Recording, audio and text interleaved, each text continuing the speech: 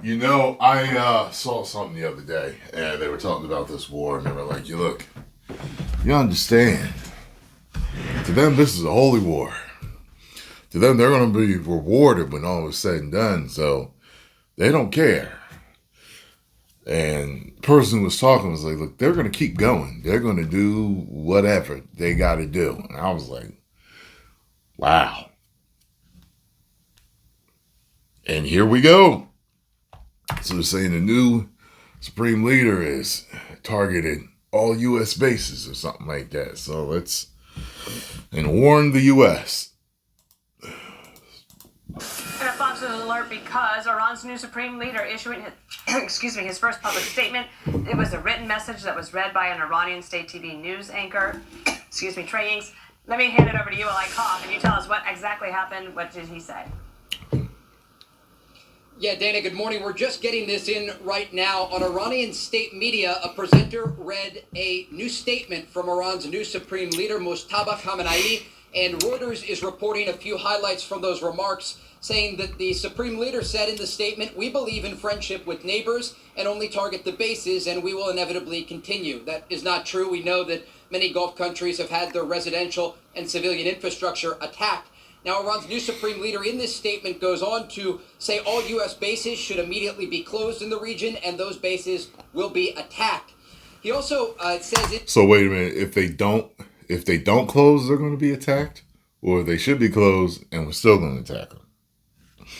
In the statement, again, that was presented on state media, he does not appear in the statement, that he calls on unity among the people of Iran and participation in Quds Day. Now, Quds is the Arabic word for Jerusalem, and this day normally falls on the last Friday of Ramadan. And so, if my math is correct here, that would be March 20th of this year, the last Friday of Ramadan, when traditionally we have seen Iranian proxies like Hamas and Hezbollah launch attacks and also large demonstrations in the region. And so this is certainly something to look out for in the days ahead. But again, this is the first statement that we are receiving from Iran's new supreme leader, Mojtaba Khamenei. He speaks about the attacks on Gulf countries, also says that he will target U.S. bases in the region, and then also talks about the Strait of Hormuz. This is an interesting part here. And again, we are just getting these highlights from Reuters, watching state media in Iran. They're first coming out, of course, in Farsi. And Iran's new supreme leader goes on to say the closure of the Strait of Hormuz should be continued as a tool to, quote, pressure the enemy. And so the rhetoric that we are hearing from Iran's new supreme leader is quite similar to his father's rhetoric. Remember, Iran's former supreme leader was taken out in the opening strikes of Operation Epic Fury when this war began. And in those opening strikes, Mojtaba Khamenei's wife, mother, and one son were also killed.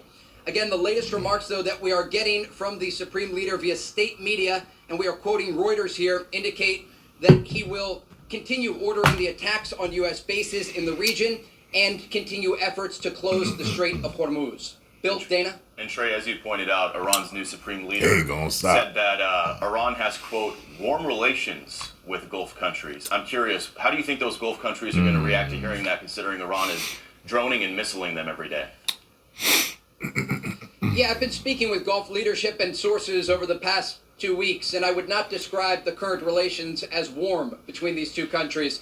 Not only Qatar, but the UAE, Kuwait, and Bahrain have all come under Iranian ballistic missile and drone fire in recent days. And while the Iranians have attacked U.S. bases in the region, they have also attacked civilian infrastructure and energy infrastructure, including Omani energy infrastructure. We showed you those images earlier this hour of an oil storage facility in Oman burning as a result of an Iranian drone attack. And remember, Oman was the mediator in the negotiations that were taking place earlier this year indirectly between the Americans and the Iranians. And so the current relationships are not good between Gulf countries and the Iranian regime.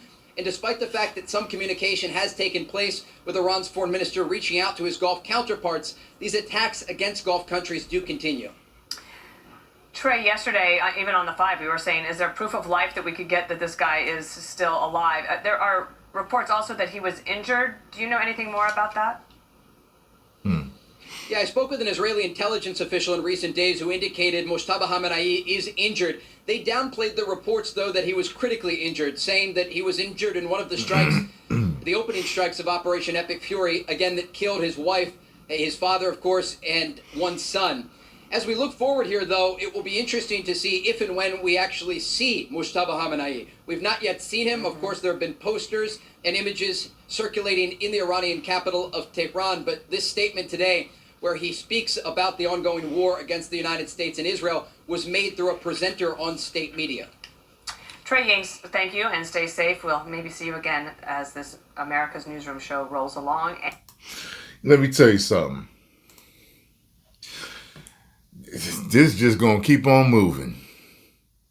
Like it's like they ain't gonna stop until they get stamped out.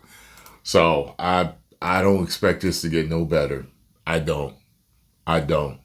It sounds like they willing to pull out all stops and do what they got to do. So it's gonna keep going until, yeah, like I said, this is wild. Well, I don't expect to get no good news. There's an update here. Basically the same title as this one. Basically, he is double the size of this video. They are targeting U.S. military bases. Okay. It is what it is. I don't think this is going to be good for them, but all right. Post comments down below. Let me know what you all think about this situation. I hope it ends soon. I really do.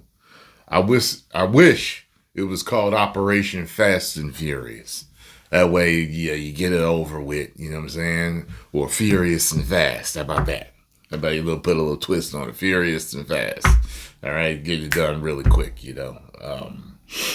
There are people that make a whole lot of money on arming the world and off of war and stuff like this. So I know they're doing real good right now because things tend to keep going. Ain't Russia and Ukraine still going at it too?